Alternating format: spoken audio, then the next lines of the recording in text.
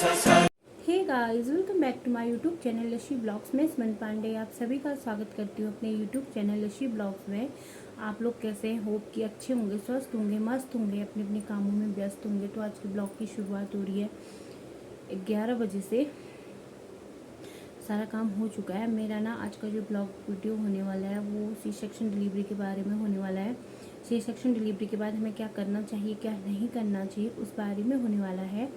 क्योंकि हम लोग ना इस बारे में अवेयर नहीं रहते हैं, हमको क्या करना चाहिए, क्या नहीं करना चाहिए।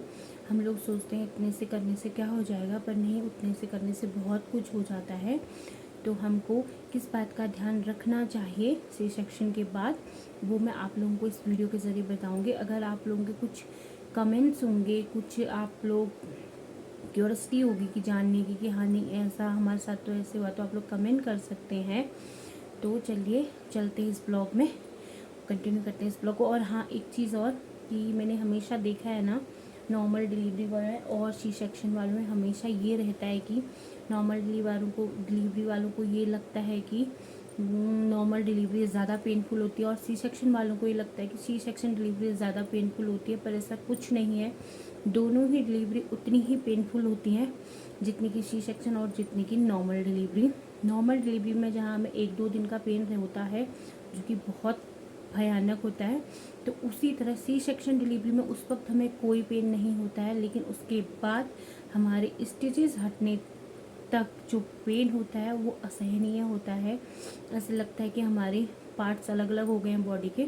तो इसीलिए ये कहना कि दोनों डिलीवरी में ये इजी है, ये इजी है, बिल्कुल गलत है। दोनों ही डिलीवरी उतनी ही पेनफुल होती हैं जितनी सी सेक्शन की, जितनी की नॉर्मल।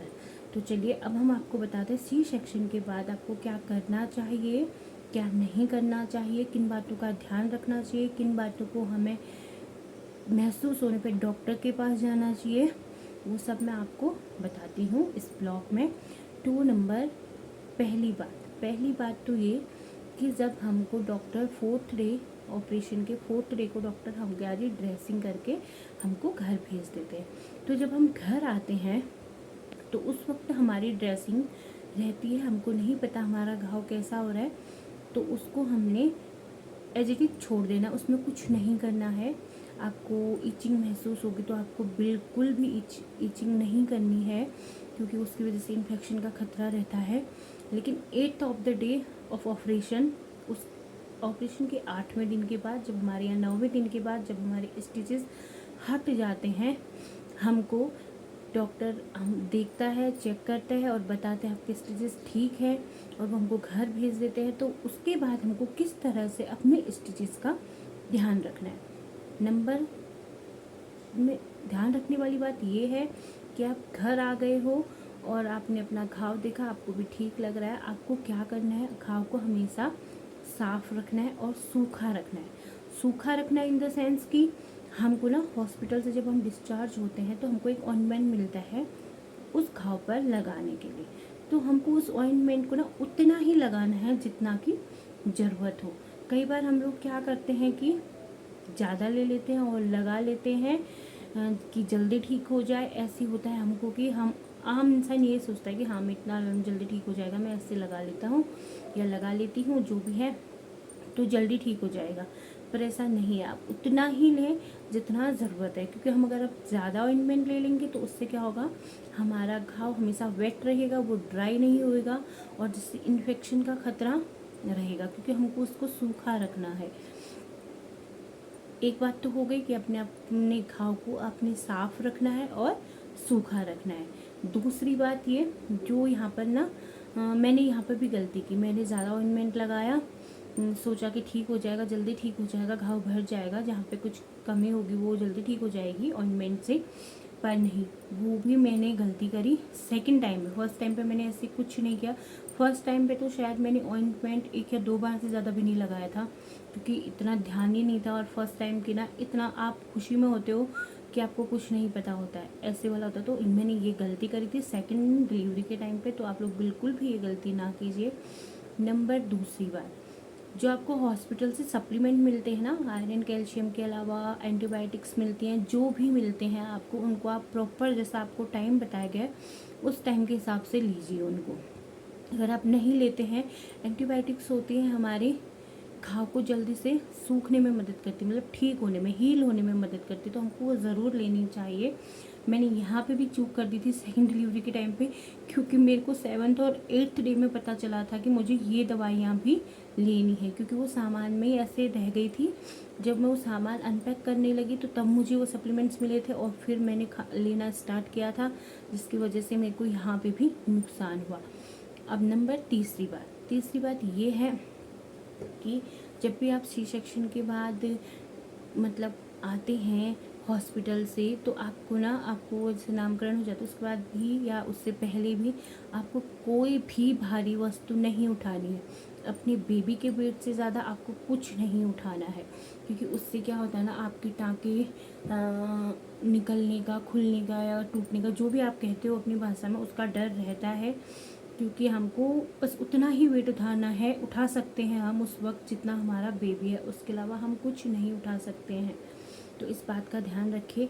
मैंने यहाँ पे भी गलती की, मैंने नामकरण के दिन थोड़ा बहुत सामान हो रहा था, जो गिफ्ट्स वगैरह आते हैं उनके जो थैले होते हैं, मैंने वो उठा दिए। मुझे लगा कि नहीं इतने से क्या होगा, पर उतने से बहुत कुछ हो गया। तो आप ये गलती बिल्कुल ना करें। और फोर्थ बात आपको जो ध्यान देने योग्य है वो ये है कि आप लोगों को झुकना नहीं है, एकदम से झुकना नहीं है, एकदम से बैठना नहीं है, आराम आराम से करना है। जैसे कोई चीज़ गिर जाती है, आप लोग सोचते हो गिर गई मैं उठा लूँ, नहीं, आपको ऐसे नहीं उठाना। आप किसी की हेल्प ले लो, अगर आपके पास आसपास कोई नहीं है उस चीज़ को वैसे ही छोड़ दो, कोई दिक्कत नहीं है। पहले आपका ठीक होना ज़्यादा ज़रूरी है, तो ज़्यादा झुकना भी नहीं है और एकदम से बैठना भी नहीं है। नंबर फिफ्थ बात यह है कि आप लोगों को लगता है कि हम काम कब से कर सकते हैं।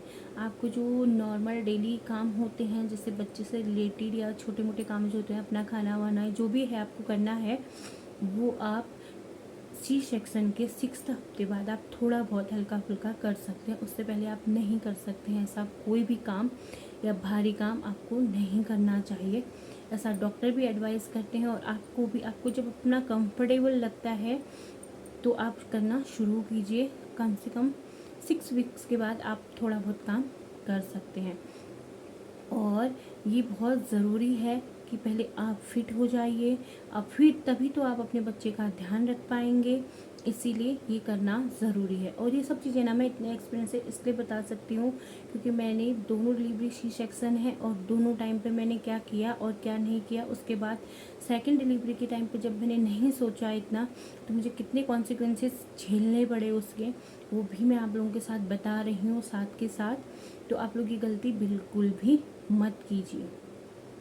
और कई लोगों में ना, हाँ, नंबर 6 पॉइंट ये भी है कि कई लोगों का ब्लीडिंग का प्रॉब्लम रहता है कि सी सेक्शन के बाद इतना टाइम तक हो गया, ऐसा हो गया है, बीच में रुक गई फिर स्टार्ट हो गई। ये भी कोई बड़ी बात नहीं है। सी सेक्शन के 45 डेज तक आपको होना नॉर्मल है, हल्का फुल्का होना नॉर्मल है। अगर आपको लगता है कि आपको बहुत ज़्यादा हो रहा है, इतना नहीं होना चाहिए, तो आप अपने डॉक्टर के साथ कंसल्ट कीजिए, उस बात को अपने डॉक्टर को दिखाइए, उनको बताइए। वरना 42 टू 45 डेज़ तक होना नॉर्मल है। कई बार ऐसा होता है कि हमें 20 डेज़ में या 21 डेज़ में, 15 डेज़ में रुक भी जाता है, लेकिन उसके बाद कुछ टाइम बाद फिर स्टार्ट हो जाता है। तो ये नॉर्मल है, 45 डेज तक रुक के होना, लगातार होना, इट्स नॉर्मल। लेकिन ज़रूरत से ज़्यादा होना, हैवी फ्लो होना, उसके लिए आपको अपने डॉक्टर से कंसल्ट करना चाहिए। तो इन सब बातों को आपने ध्यान में रखना है और अपना ख्याल रखना है, स्वस्थ रहना है, तभी आप अपने बच्चे को स्वस्थ रख पाएंगे, अपने घर की देखभाल कर पाएंगे। अगर आपको जल्दी ठीक होना है तो आपको ये सब स्टेप फॉलो करने हैं। और मैं आपको इतना एक्सपीरियंस से इससे बता सकती हूँ क्योंकि मैंने इन चीज़ों को इग्नोर किया और जिसके कॉन्सिक्वेंसेस मैंने काफ़ी टाइम तक भुगते। इवन 6th मंथ मेरे स्टिचेस ठीक ही नहीं हुए। 6th मंथ में जब मुझे दोबारा स्टिचेस लगे, उसके बाद मैं ठीक हुई हूँ। तो आप लोग ये गलती बिल्कुल भी ना कीजिए, अपना ध्यान रखिए। तो आप लोगों को जो भी बातें मैंने बताई है, नंबर फर्स्ट, अपने घाव को साफ रखें, सूखा रखें। सेकंड, जो भी आपको सप्लीमेंट मिले उनको प्रॉपर तरीके से लें। नंबर 3, ज़्यादा वेट ना उठाएं, अपने बच्चे से हैवी वेट ना उठाएं, और ज़्यादा झुके नहीं, एकदम से बैठे नहीं। और मतलब जैसे ज़मीन पे बैठना होता है तो एकदम से बैठे नहीं, आप नंबर 4 आप काम कर सकते हैं। 6 वीक के बाद आप अपना और अपनी बेबी का हल्का फुल्का काम कर सकते हैं, उस वक्त भी आपको ज़्यादा झुकना नहीं है।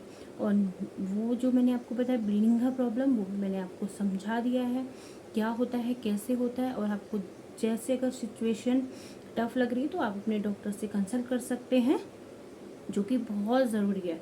और आपको हाँ, एक और इम्पोर्टेंट बात मेरे को एकदम से हिंट किया अभी, कि अगर आपको फीवर महसूस होता है टाँके हटने के बाद भी, सांस लेने में प्रॉब्लम होती है, फीवर है, और आपको लग रहा है कि आपके घाव के आसपास सूजन है और ज़्यादा रेडनेस है, स्वेलिंग टाइप का हो रहा है, तो आप ज़रूर डॉक्टर को दिखाएं, क्योंकि इन्फेक्शन के लक्षण होते हैं।